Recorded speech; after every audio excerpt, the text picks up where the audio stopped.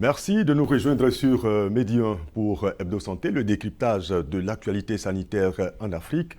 Et nous parlons cette semaine de cette nouvelle menace du virus Ebola en Afrique de l'Ouest. Après la RDC, la Guinée est devenue le second pays à connaître une résurgence de ce virus qui a tué plus de 11 000 personnes entre 2013 et 2016.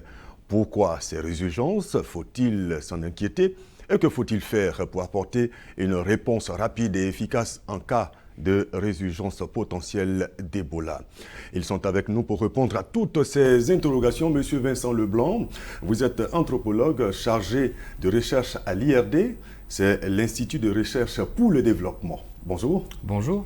Alors je précise que vous êtes en détachement à l'Institut des sciences anthropologiques de développement de l'Université Félix Houphouët-Boigny à Bujon-Cocody. C'est ça?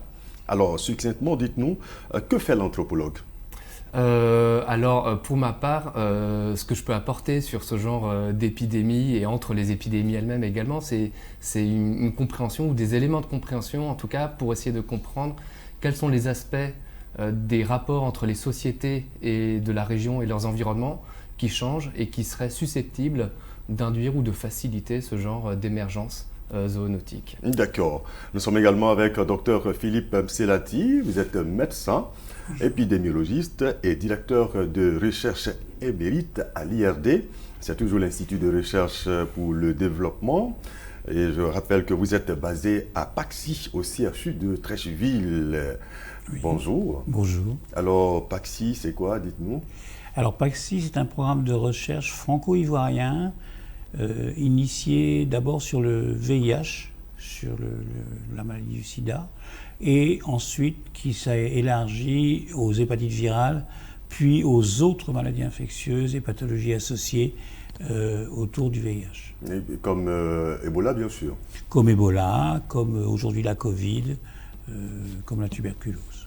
En tout cas, vraiment merci à vous, messieurs, d'avoir accepté notre invitation pour cette émission au cours de laquelle nous aurons un aperçu environnemental, épidémiologique, mais également historique sur le virus Ebola en Afrique de l'Ouest en 2021. Ma première question, la voici.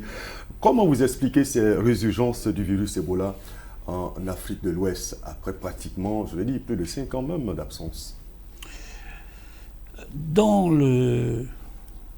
Dans l'environnement de la région, il est clair que le virus Ebola, même si on ne sait pas bien comment, et Vincent Leblanc en parlera mieux que moi, même si on ne sait pas bien par quel animal, le virus Ebola persiste.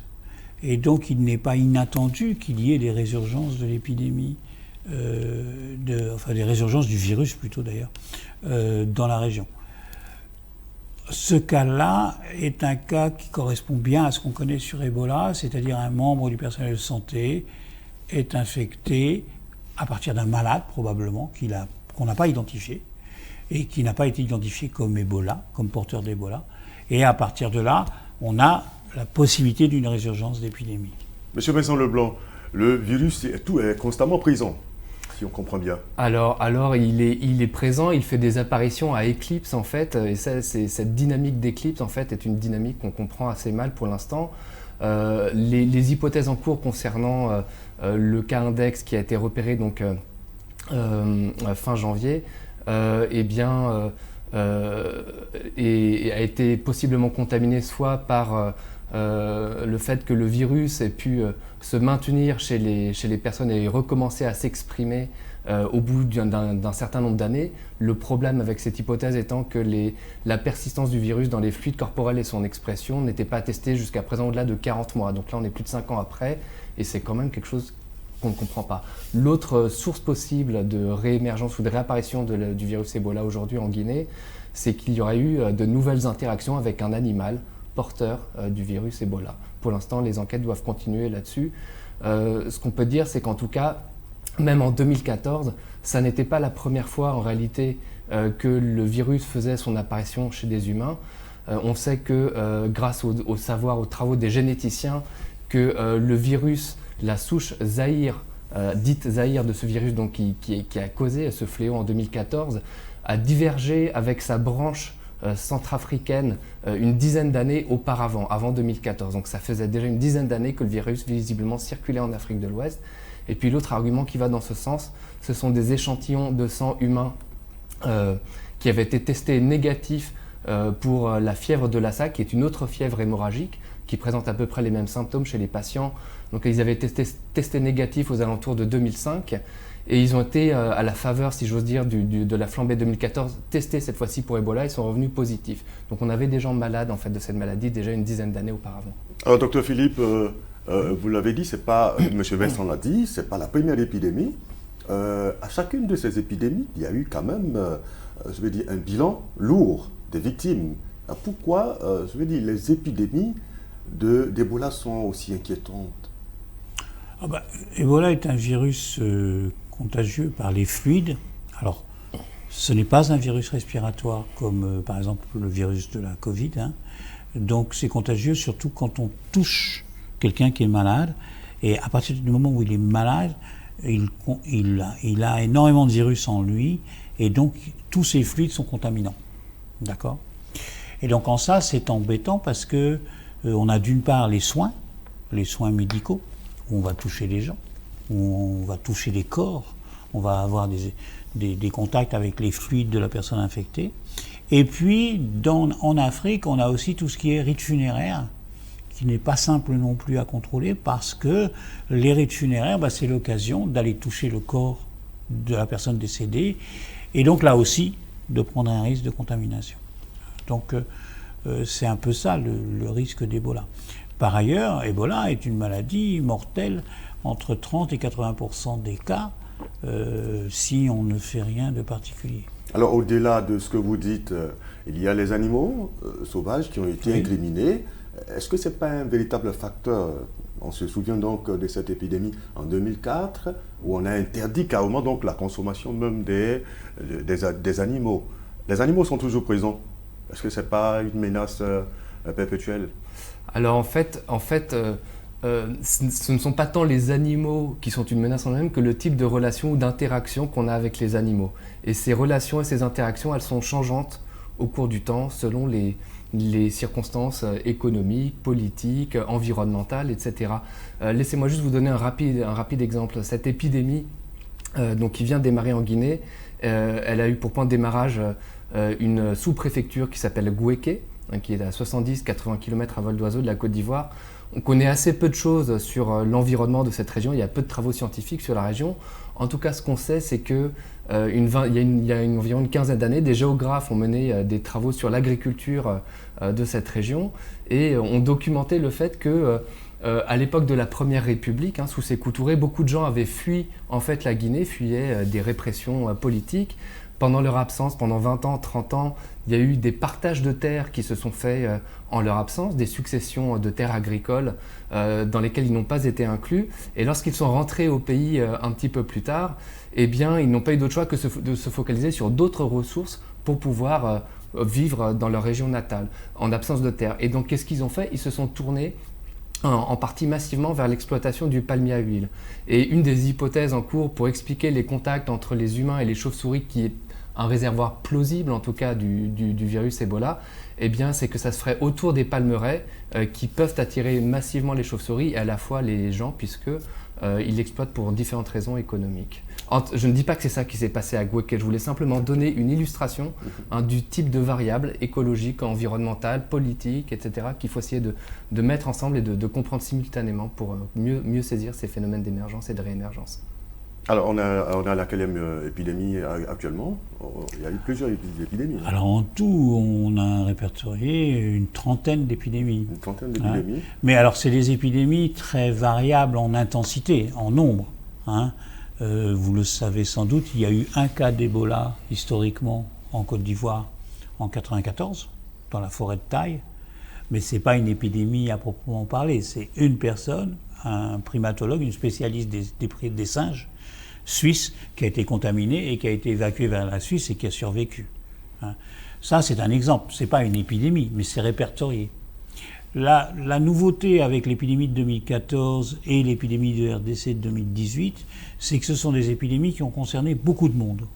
Ce qui n'était pas le cas avant. Si je peux me permettre, avant, les épidémies, elles touchaient maximum, je crois, dans les 27 ou 28 épidémies décrites, 350, 400 personnes. D'accord ? Là, on est sur une épidémie, comme vous l'avez très bien rappelé, où il y a eu 11 000 morts et plus de 20 000 personnes touchées. L'épidémie de RDC, c'est une épidémie où il y a eu plus de 2 000 ou 3 000 morts. Donc là, on est bien dans des épidémies importantes sur un nouveau mode, et entre autres parce qu'elles se passent dans des zones beaucoup plus urbanisées. Ce qui m'amène à vous demander, à partir de quel moment on parle d'épidémie ? À partir de combien de victimes ? Dans le cas d'Ebola, est-ce qu'un seul cas est synonyme d'épidémie ? Dans le cas d'Ebola, un seul cas, c'est pas une épidémie, je pense pas. Mais dès qu'il y a un foyer, c'est une épidémie. Oui. Par exemple, si vous prenez la fièvre jaune, où il y a aussi une épidémie en cours en Guinée, un cas égale une épidémie, d'accord ? Parce que c'est des maladies spéciales aussi quand même. Mais pour Ebola, je ne suis pas sûr que ce soit un cas. Mais un foyer comme celui de Nzérékoré, c'est une épidémie. On a pu déjà déterminer la souche responsable ? Non, pas encore. Les prélèvements ont été effectués. Les souches sont parties dans des laboratoires spécialisés et on attend le résultat dans les jours qui viennent. Il y a 6 souches d'Ebola. Il y en a 2 qui sont connues pour faire des épidémies sévères. Zaïre, ce qu'on appelle Zaïre, et ce qu'on appelle Soudan. On attend le résultat dans les jours qui viennent. Cette semaine, on aura la confirmation ou pas que c'est une des souches connues. D'accord. Alors, je l'ai dit donc depuis l'annonce de cette nouvelle menace du virus Ebola, c'est l'alerte maximale dans tous les pays de l'Afrique de l'Ouest, notamment en Côte d'Ivoire, qui est donc un pays voisin à la Guinée. Voici donc la réaction de quelques personnes recueillies par Hippolyte Dié et Ferdinand Kouakou. Je pense que s'ils savaient déjà qu'il y a cette résurgence, il va falloir maintenant que le pouvoir ivoirien prenne des dispositions. Et ces dispositions, je pense que déjà, il faut déjà passer à l'information. Parce que là, je pense déjà au niveau de la Côte d'Ivoire, on n'a pas encore eu cette information aussi capitale.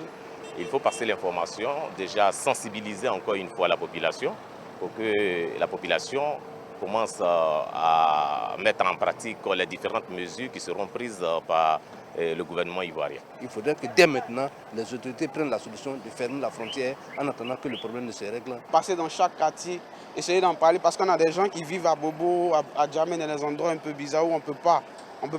D'autres personnes ne voudront pas partir là-bas. Parce que quand on parle de sensibilisation, ce n'est pas forcément dans les quartiers un peu chics, c'est aller au fond, dans des endroits un peu, comme entre guillemets, dans des endroits un peu bizarres, je veux dire. Alors les populations sont déjà inquiètes, déjà à l'annonce de cette épidémie. Elles demandent à ce que quelque chose soit fait assez rapidement pour contenir l'épidémie, si toutefois elle venait donc à se déclarer sur le territoire. C'est pas ce qu'on souhaite. Alors, qu'est-ce qui est fait ? Comment est-ce qu'est organisée donc la riposte à ces différentes épidémies ? Alors, il y a 2 choses. Le gouvernement guinéen a, dès le 14 février, annoncé qu'une épidémie avait lieu en Guinée, à Nzérékoré. Le 14 février, c'est-à-dire 14 jours après le décès de la personne, premier cas. Donc déjà, c'est un immense progrès par rapport à l'épidémie précédente. Visiblement, le gouvernement guinéen était vigilant et a repéré plus vite que précédemment l'existence d'Ebola. Deuxièmement, l'OMS est intervenu presque tout de suite aussi. Et le gouvernement guinéen a lancé des appels et des avis et des informations à tous les pays de la sous-région en disant « Nous avons un foyer d'Ebola à Nzérékoré ». Alors Nzérékoré, effectivement, il y a 3 frontières au moins à côté, Sierra Leone, Libéria et Côte d'Ivoire. Donc prenez des mesures dans vos pays aussi. Donc les pays de la sous-région ont tous été informés, à ma connaissance, et ont tous pris des mesures de sensibilisation du personnel, retrouver et redistribuer les stocks de gants, de masques et de protection dont on dispose, contrôler les frontières. Je ne suis pas sûr qu'elles soient fermées, mais elle est beaucoup plus contrôlée. Il y a déjà des thermoscans, des contrôles de température à la frontière ivoirienne, par exemple. Et c'est pareil pour tous les lieux d'aéroport, hein. Enfin, c'est les mesures qu'on a prises en 2014-2016, mais elles sont beaucoup plus vite venues, parce que tout le monde se rappelle. C'était il n'y a pas longtemps, quand même. Alors, après le premier cas, combien de temps ça a pris pour effectivement identifier, savoir que c'était une fièvre hémorragique Ebola? 2 semaines. 2 semaines. 2 semaines. La personne est morte le 31 janvier et la déclaration de la Guinée, c'est le 14 février. Donc ils ont dû savoir, ils ont testé et ils ont dû savoir dans les 10 jours que c'était Ebola. D'accord. Et il faut craindre... Oui, M. Vincent? Oui, je voulais réagir aussi un petit peu par rapport à votre micro-trottoir, en fait, sur ces questions de sensibilisation et de la façon dont c'est reçu par la population. Là, on a eu des témoignages de personnes vivant donc à Abidjan, au milieu urbain. Dans d'autres régions de Côte d'Ivoire hier, vous avez dans les zones rurales, vous avez aussi parfois des vieilles traditions, je dirais, de distance par rapport aux instances de l'État, de défiance même un petit peu vis-à-vis de l'État. Je vous donne juste un exemple. Dans la région du Mont-Nimba ivoirienne où je travaille, lors de la flambée en 2015, c'est le moment qu'avaient choisi les autorités sanitaires ivoiriennes pour faire une campagne de dépistage volontaire du VIH. Et en fait, les équipes sanitaires ont tout simplement été rejetées par les villageois. Les gens ont coupé, isolé leur village, détruit les ponts permettant aux véhicules d'y accéder parce qu'ils pensaient qu'ils venaient pour leur injecter le virus Ebola. Et c'est aussi quelque chose, il faut savoir que ces gens ont des parents en Guinée, on est vraiment à la frontière, et il y a tout un ensemble de raisons qui font que les équipes de soins ont plusieurs fois été rejetées, parfois avec violence, parfois avec mort, côté guinéen, du côté des équipes de soins. Donc ça, c'est des choses sur lesquelles il faut continuer à travailler, ne pas oublier. Et puis, la deuxième chose, c'est que je voulais dire concernant les mesures de sensibilisation, c'est que les autorités sanitaires des 3 pays s'étaient empressées de faire passer comme message premier à l'occasion de la première flambée en 2014, de ne pas consommer de gibier, comme si c'était la première réaction qu'il fallait avoir. Aujourd'hui, on sait que c'est bien entendu davantage sur la transmission interhumaine du virus et plutôt sur l'évitement de certains contacts sociaux qui convient en tout cas dans un premier temps de mettre l'accent, parce que la transmission, une fois que le virus est passé du réservoir animal à l'homme, elle est avant tout interhumaine pour ce qu'on en sait.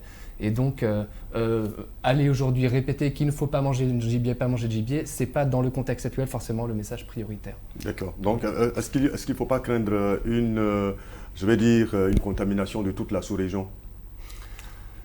Alors, c'est trop tôt, je dirais non. On peut toujours le craindre, bien sûr, mais la situation n'est pas la même qu'il y a 5 ans.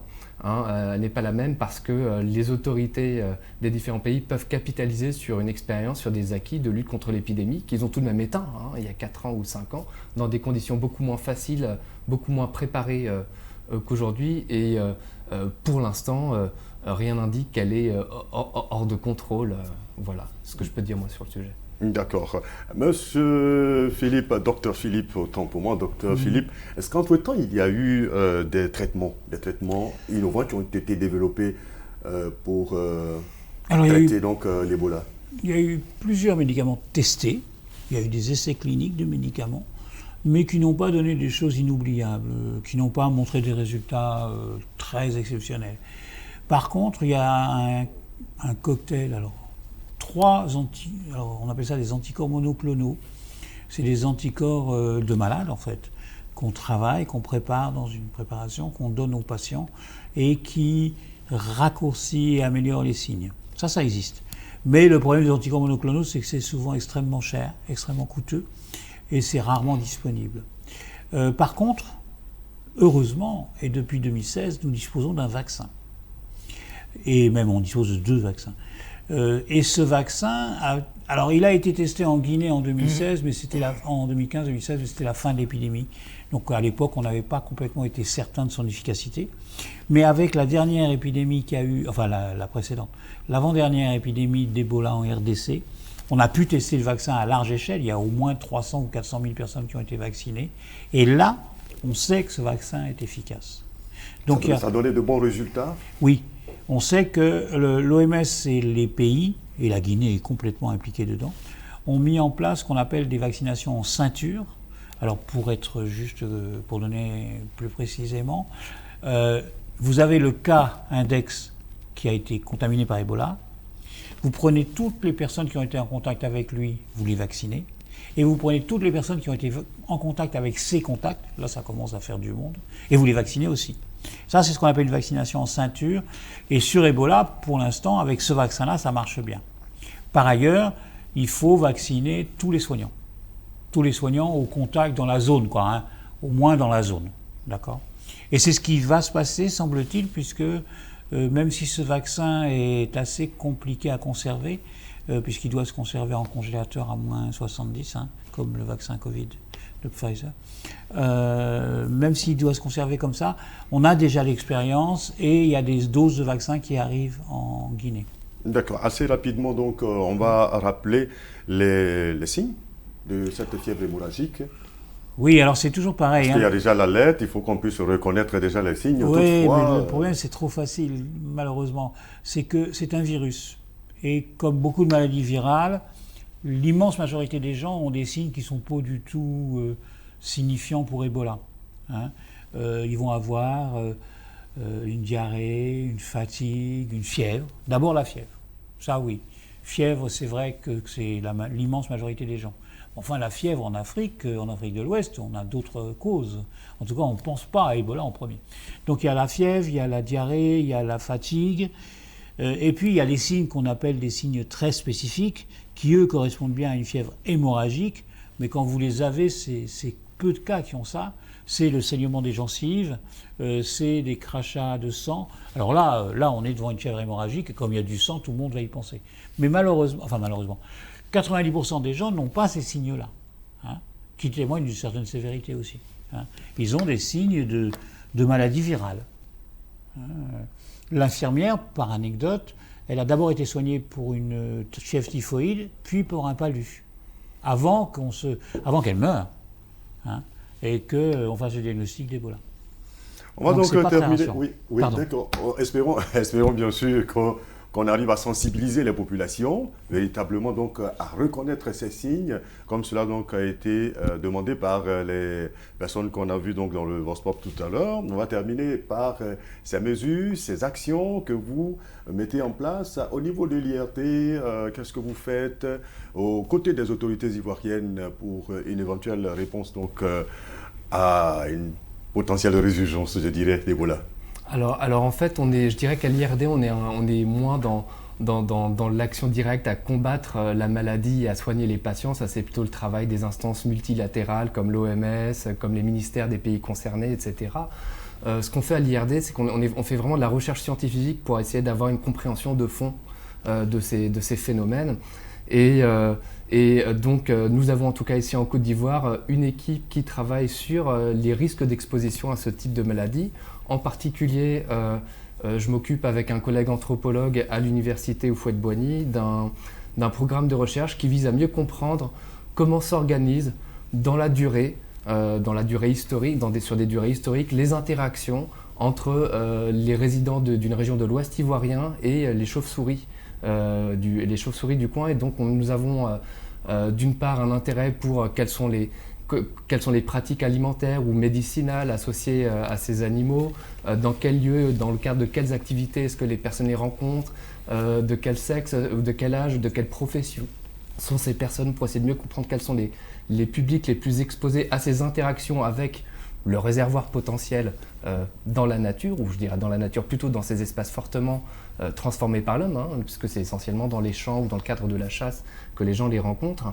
Et puis, nous avons également un partenariat avec l'Institut Pasteur de Côte d'Ivoire pour, dès le mois de mai, ça c'était déjà en prévision avant l'épidémie en cours, tester un certain nombre de chauves-souris à 80 km à peu près de la préfecture de Gouéké, où on a eu le premier cas de cette infirmière décédée. Alors, docteur Mselati. Oui, je vais approfondir cette réponse-là. Oui, assez rapidement. Si vous voulez bien, oui. Donc, comme il a dit, nous on fait des recherches. Et je vais prendre l'exemple de l'épidémie de 2014. En 2014, l'IRD impliqué dans la région depuis des années, on s'est demandé qu'est-ce qu'on allait pouvoir faire. Et entre autres, on s'est occupé de guéris d'Ebola. C'est-à-dire qu'on a fait une recherche médicale sur les guéris. Et l'unité où je travaille, elle travaille sur les viandes de brousse. Elle analyse la présence de virus ou pas dans les viandes de brousse. Et toujours pareil chez les chauves-souris, chez les singes, etc. D'accord. Donc, comme message pour en cas d'épidémie, quel est le message? Éviter les contacts manuels. Si vous êtes dans une zone où il y a Ebola, on ne se touche pas. On porte des masques, mais c'est surtout on ne se touche pas. On désinfecte les mains tout le temps, dès qu'on peut, et on évite de toucher les animaux malades ou morts et les corps des personnes décédées. Moi, c'est mes conseils à moi. En tout cas, merci à vous, Dr Philippe Pselati. Je rappelle que vous êtes médecin épidémiologiste et directeur de recherche émérite donc, à l'IRD. C'est l'Institut de recherche pour le développement et vous êtes basé donc à Paxi. C'est au CHU de Treichville. Merci également à vous, M. Vincent Leblanc. Vous êtes anthropologue chargé de recherche à l'IRD, Institut donc de recherche pour le développement. Voilà, je rappelle que vous êtes également en détachement à l'Institut des sciences anthropologiques de développement de l'Université Félix Houphouët-Boigny, c'est à Bujon, à Cocody. Merci à tous de nous avoir suivis. Je vous retrouve la semaine prochaine pour un autre numéro d'Hebdo Santé, toujours sur Média.